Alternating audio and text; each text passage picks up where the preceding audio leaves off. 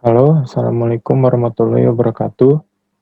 Pada video kali ini, kami akan mempresentasikan hasil kerja kelompok kami pada mata kuliah Sistem Komunikasi.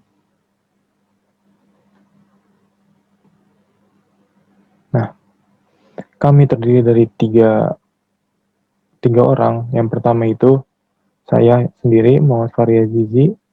Yang kedua ada Selvi Arfianti. Dan yang ketiga ada Satria Dharma Putra. Nah, pada video kali ini, kami akan menjelaskan tentang modulasi sinyal. Modulasi sinyal ini terbagi menjadi dua, yaitu ada AM atau amplitude modulation dan FM atau frequency modulation. Outline pada presentasi kali ini, yang pertama itu adalah pengertian modulasi, yang kedua adalah tujuan modulasi, yang ketiga ada jenis-jenis modulasi, yang keempat adalah amplitude modulation atau AM, nah yang terakhir ada frequency modulation atau FM. Yang pertama itu pengertian modulasi. Apa sih itu modulasi pada sistem komunikasi? Kita lihat modulasi. Modulasi adalah proses perubahan atau firing suatu gelombang periodik sehingga menjadikan suatu sinyal mampu membawa suatu informasi. Dengan proses modulasi, suatu informasi biasanya berfrekuensi rendah bisa dimasukkan ke dalam suatu gelombang pembawa, biasa berupa gelombang sinus berfrekuensi tinggi. Tiga parameter kunci gelombang sinusoidal. Yang pertama itu ada amplitudo, yang kedua ada fase, yang terakhir ada frekuensi. Nah, yang kedua itu ada tujuan dari modulasinya. Mengapa harus ada modulasi ya? Bisa dilihat, yang pertama itu menghindari interferensi sinyal-sinyal suara. Frekuensinya sama jika ditransmisikan secara bersamaan interferensi, di mana sinyal saling tumpang tindih dan mengganggu satu sama lain. Dengan modulasi, frekuensi sinyal-sinyal suara dipindahkan ke wilayah frekuensi yang jauh lebih tinggi, sehingga dapat ditempatkan pada daerah-daerah frekuensi yang berbeda-beda. Untuk memindahkan posisi spektrum dari sinyal data dari pita spektrum yang rendah, baseband, ke pita spektrum yang jauh lebih tinggi atau bandpass, hal ini dilakukan pada transmisi data tanpa kabel atau dengan antena. Yang maka dengan membesarnya frekuensi data yang dikirim, maka dimensi antena yang digunakan akan mengecil. Nah, bisa dilihat di sini, peralatan untuk melaksanakan proses modulasi disebut modulator. Sedangkan peralatan untuk memperoleh informasi awal kebalikan dari informasi proses modulasi disebut demodulator. Dan peralatan yang melaksanakan kedua proses tersebut disebut modem. Yang ketiga ada jenis-jenis modulasi. Yang pertama itu ada modulasi analog. Modulasi analog ini kayak sinyal analog. Sinyal analog adalah sinyal data dalam bentuk gelombang yang kontinu yang membawa informasi dengan mengubah karakteristik gelombangnya. Selanjutnya, sinyal analog bekerja dengan mentransmisikan suara dan gambar dalam bentuk gelombang kontinu atau continuous firing. Yang ketiga ada dua parameter atau karakteristik terpenting yang dimiliki oleh isyarat analog adalah amplitudo dan frekuensi. Yang selanjutnya ada variabel besar gelombang pada sinyal analog. Berikut ini ada tiga jenis modulasi analog yang sering digunakan dalam sistem komunikasi radio analog, yaitu yang pertama ada amplitude modulation atau AM, yang kedua adalah frequency modulation atau FM, yang ketiga ada phase modulation atau PM. AM itu adalah ukuran tinggi rendahnya tegangan dari sinyal analog. Kalau FM itu jumlah gelombang sinyal analog dalam satuan detik.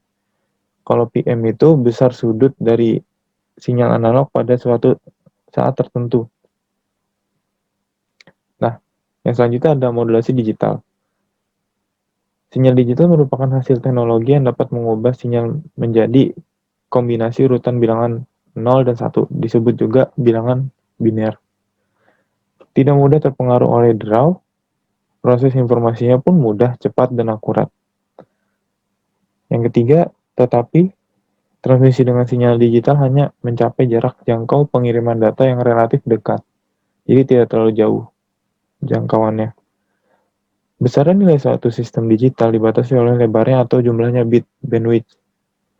Jumlah bit juga sangat mempengaruhi nilai akurasi sistem digital. Selanjutnya ada jenis-jenis pada modulasi digital.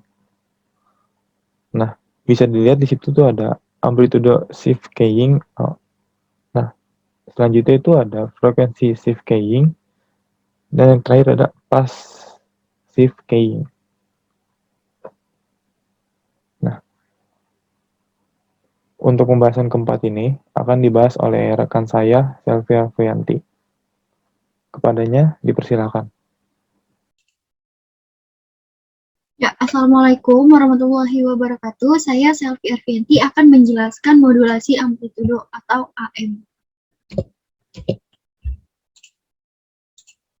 Nah, apa sih itu modulasi amplitudo? Jadi, modulasi amplitudo itu adalah proses penumpangan sinyal pembawa atau sinyal carrier terhadap sinyal informasi, di mana amplitudo sinyal carrier itu berubah sesuai dengan amplitudo sinyal informasi yang dikirimkan.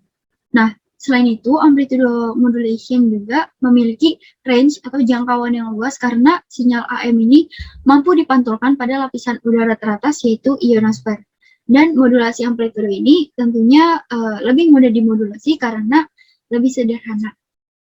Ini ada seperti gambar di atas, ada suatu gambar sinyal, dan di sini adalah suatu gambar sinyal yang sudah termodulasi oleh amplitudo. Nah, bagaimana sih prosesnya? Kita cek selanjutnya.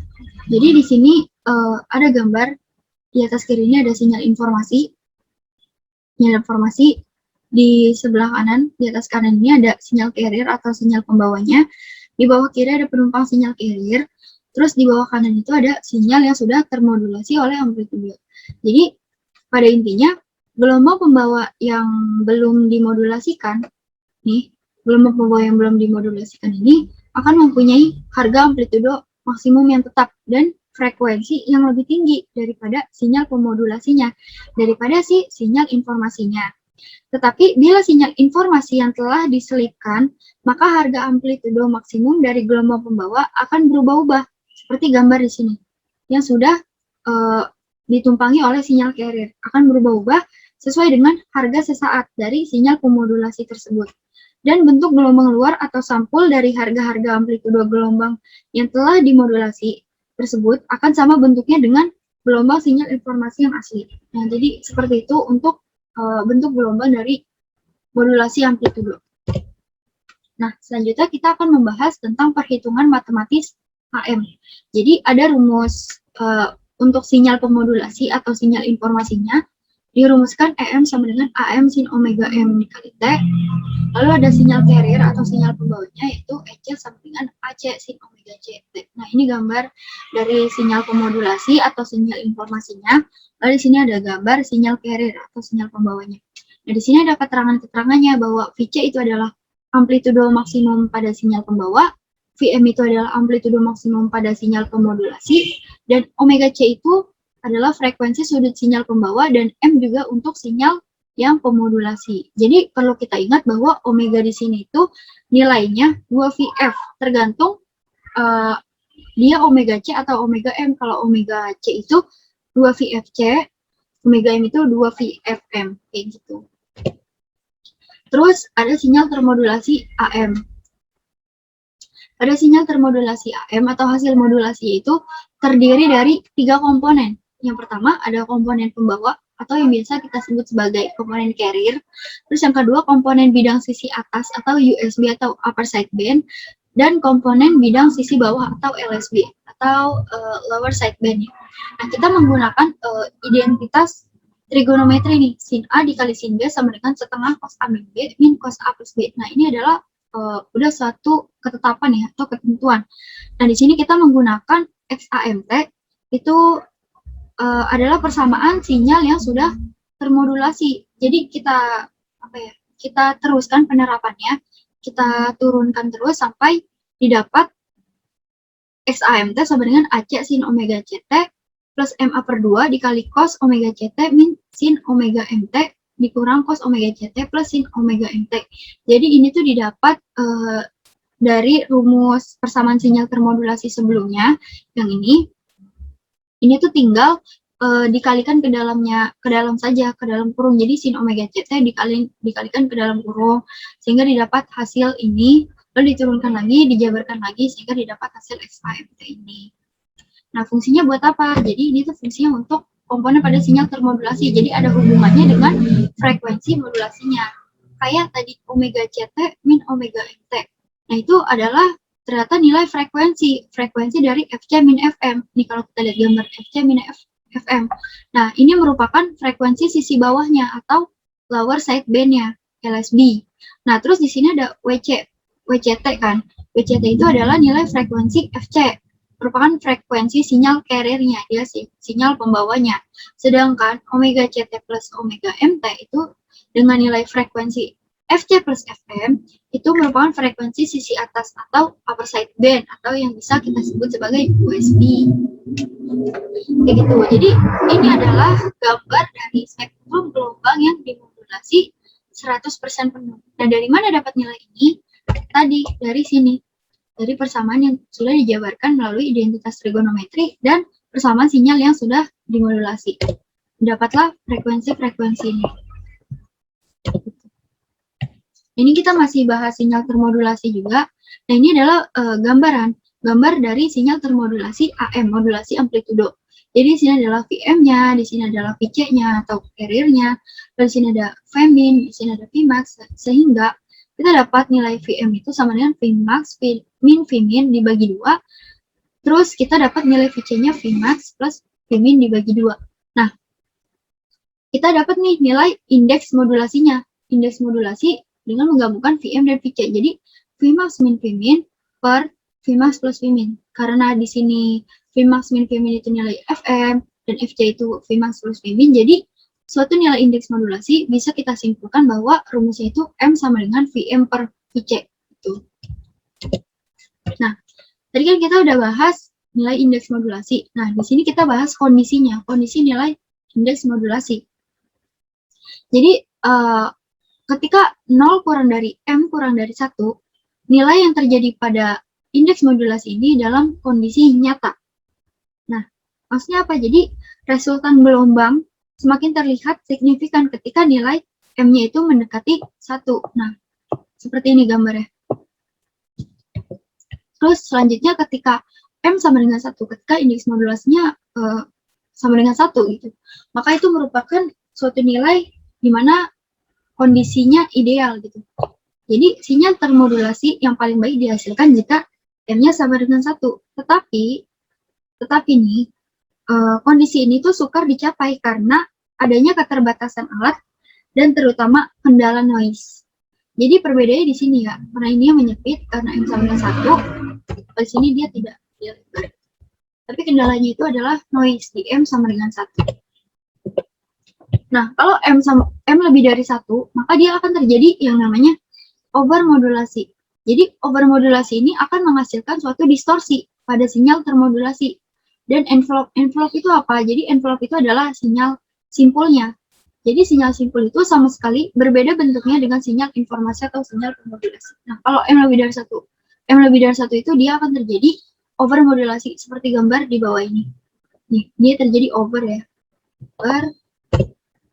Nah, kalau indeks modulasi kita ingin menyatakan dalam bentuk persen, maka notasinya itu M besar sama dengan Vm per Vc dikali 100%. Nah, sekarang kita bahas bandwidth, daya rata-rata, serta tegangan dan arus efektifnya. Jadi apa sih bandwidth? Bandwidth itu adalah selisih frekuensi USB atau upper side band dengan frekuensi LSB-nya atau lower side band-nya. Sehingga dapat kita rumuskan bandwidth itu adalah B sama dengan 2Fm, di mana Fm itu adalah frekuensi tertinggi dari sinyal pemodulasinya. Satu aja itu adalah Hertz. Lalu ada daya rata-rata ya. Ada daya rata-rata. Di sini dia itu tinggal menotalkan gitu dari PC plus PLSB plus PUSB gitu. Jadi PC ini diperoleh berdasarkan spektrum frekuensi sehingga diperoleh PC. Lalu kita juga mempunyai daya rata-rata pada LSB itu M² per 4 dikali PC, lalu juga PUSB M² per 4 dikali PC, sehingga didapatkanlah daya rata-rata pada modulasi amplitudo itu adalah senilai PC dikali 1 plus M² per 2. Ini adalah P total atau daya rata-ratanya. Lalu yang terakhir ialah tegangan dan arus efektif modulasi amplitudo. Nah, di sini ada rumus V, I, dan M, tegangan, arus, dan indeks modulasinya.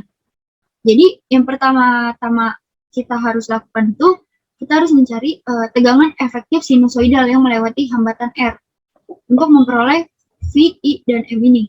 Jadi, rumusnya itu adalah PT sama dengan V kuadrat per R. Lalu yang kedua kita mencari PC-nya, tegangan efektif pada komponen carrier-nya. PC-nya itu nilainya VC kuadrat maksimum dibagi R. Sehingga dari tegangan efektif sinusoidal dan tegangan efektif pada komponen carrier, maka kita peroleh suatu hubungan, yaitu V kuadrat per R sama dengan VC kuadrat per R dikali 1 plus M kuadrat per 2. Nah, dari hubungan tegangan efektif sinusoidal dan komponen carrier, diperoleh rumus tegangan, arus, dan indeks modulasinya. Jadi, rumus tegangan itu adalah VC dikali 1 plus M kuadrat per 2, I sama dengan IC akar 1 plus M kuadrat per 2, dan indeks modulasinya itu senilai akar 2 dikali I kuadrat per IC dikurang 1, seperti itu. Selanjutnya kita akan membahas jenis-jenis modulasi amplitudo. Nah, jenis modulasi amplitudo itu ada 4 nih. Ada 4. Yang pertama single sideband, yang kedua double sideband full carrier, yang ketiga double sideband surprise carrier, yang keempat sesquidial sideband. Jadi apa sih itu AMSSB atau single sideband? Jadi AMSSB itu adalah salah satu jenis modulasi amplitudo di mana spektrum frekuensi yang dipancarkan itu hanya satu dari spektrum frekuensi AM, yaitu frekuensi LSB atau USB saja. Jadi hanya satu yang frekuensi yang dipancarkan. Terus yang kedua itu ada double sideband full carrier. Nah, ini dalam arti dalam keadaan full modulasi amplitudo, di mana spektrum yang dipancarkan itu adalah spektrum frekuensi AM, yaitu frekuensi LSB dan USB. Nah, bandwidth sinyal termodulasinya itu adalah sama dengan 2 kali sinyal informasinya. Tadi dikatakan double sideband full carrier. Sedangkan double sideband surprise carrier itu dia itu spektrum frekuensi carrier itu ditekan mendekati 0.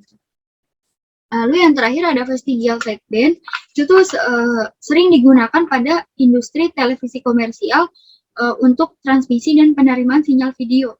Jadi pada USB sebagian komponen LSB itu ikut ditransmisikan dengan komponen USB dan komponen pembawanya. Maka dia dikatakan sebagai vestigial sideband karena dia sering digunakan pada industri televisi komersial untuk ditransmisikan.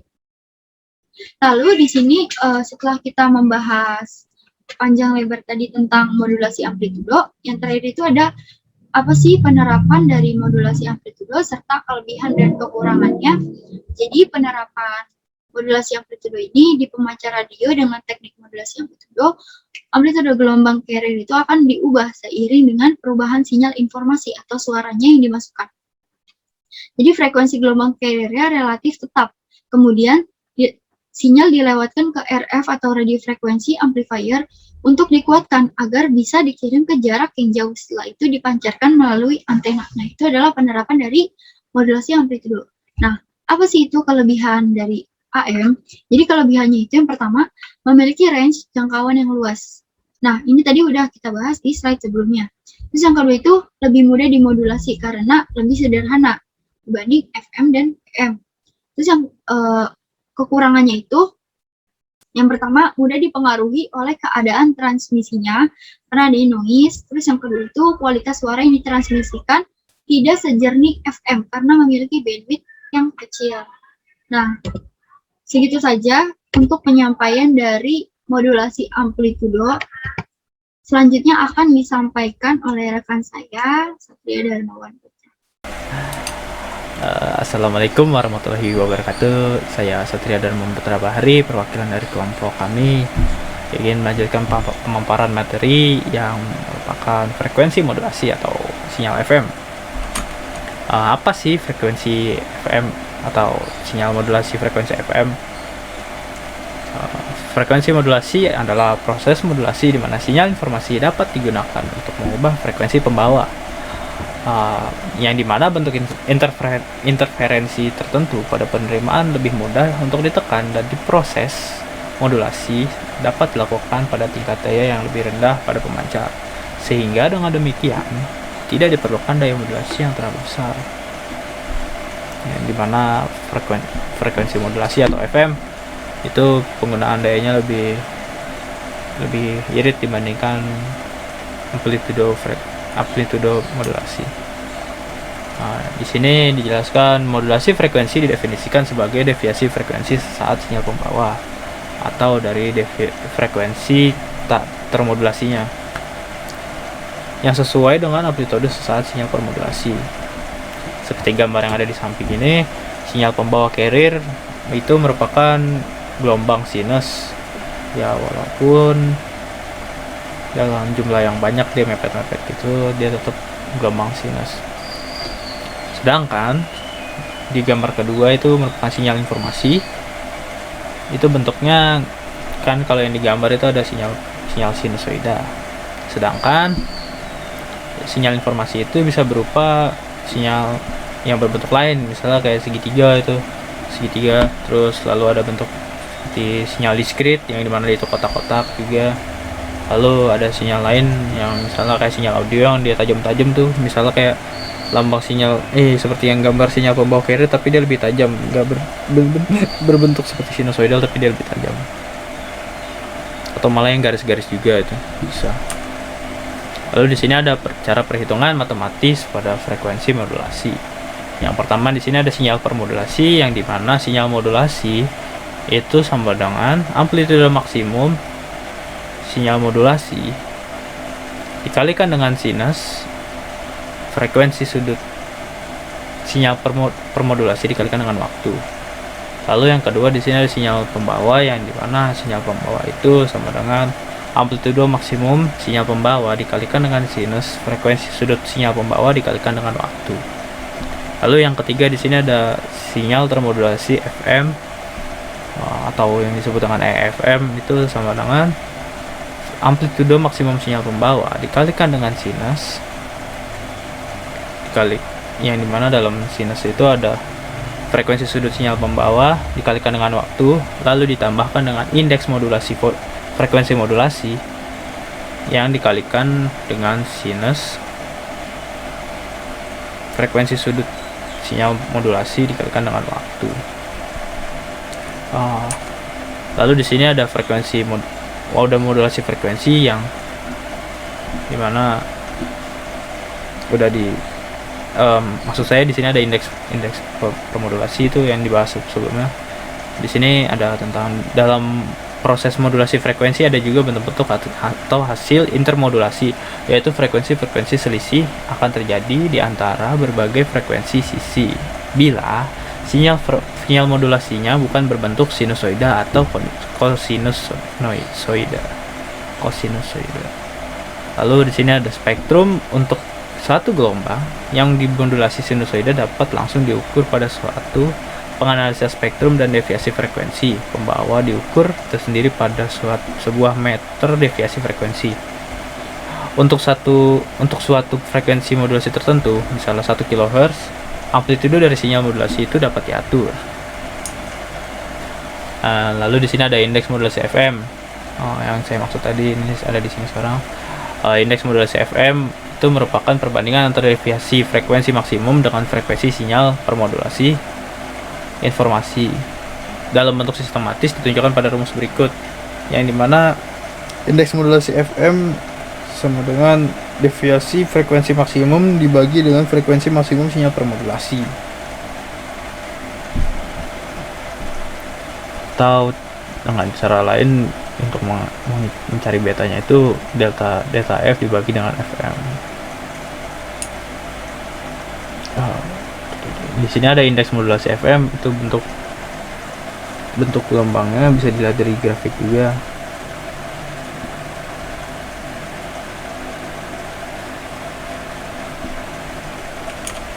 Lalu di sini ada bandwidth FM, frekuensi modulasi, yaitu apa itu bandwidth? Bandwidth itu kan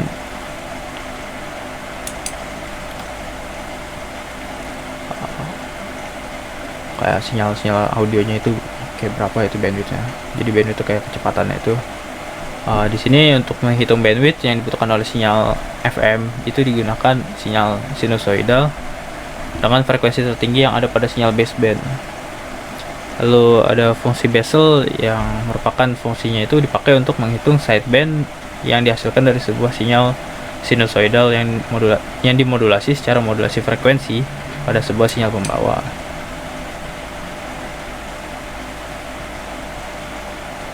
Nah, di sini ada spektrum frekuensi FM dengan memasukkan nilai-nilai indeks modulasi, frekuensi pembawa, serta frekuensi permodulasinya, maka dapat ditentukan pula penyelesaian fungsi Besselnya. Sehingga dapat digambarkan spektrum frekuensi sinyal termodulasi FM seperti gambar di samping. Lalu di sini ada penerapan, kelebihan, serta kekurangan pada FM. Yang pertama itu ada penerapan frekuensi modulation atau penerapan FM pada penggunaan kita. Yang pertama itu tujuan dari pemancaran FM adalah untuk merubah satu atau lebih sinyal input yang berupa frekuensi audio atau AF menjadi gelombang termodulasi dalam sinyal RF yang kemudian dimaksudkan sebagai output daya untuk diumpankan ke sistem antena untuk dipancarkan. Dalam bentuk sederhana dapat dipisahkan atas modulator FM dan sebuah power amplifier RF dalam satu unit. Sebenarnya yang seperti kita gunakan itu seperti di radio gitu kan, mau itu radio di mobil kah, radio satu unit radio atau radio di handphone sama. Lalu sinyal pemancar FM itu terdiri atas rangkaian blok subsistem yang memiliki fungsi tersendiri. Lalu di sini ada kelebihan serta kekurangan pada gelombang frekuensi modulasi. Yang pertama itu kelebihannya adalah lebih tahan noise atau gangguan gelombang yang terjadi di atmosfer itu. Hal itu dikarenakan frekuensi 88 hingga 108 MHz itu jarang terkena noise. Yang kedua itu daya yang dibutuhkan lebih kecil dibandingkan dengan amplitude modulation atau AM. Yang ketiga kelebihannya itu bandwidthnya lebih besar dibandingkan dengan AM yang memungkinkan transmisi stereo, yang dimana stereo itu audionya itu lebih jelas, itu yang mana kiri atau kanan, depan atau belakang itu stereo. Sedangkan kalau misalnya AM itu kan dia pakai yang masih mono, yang dimana suara kiri atau kanan itu tidak dapat dibedakan, itu masih satu suara. Nah, di sini juga ada kekurangan dari FM, yaitu lebih rumit dibandingkan dengan AM atau kira-kira segitu aja yang bisa saya sampaikan, serta saya mewakilkan seluruh kelompok saya. Kurang lebihnya mohon maaf. Wassalamualaikum warahmatullahi wabarakatuh.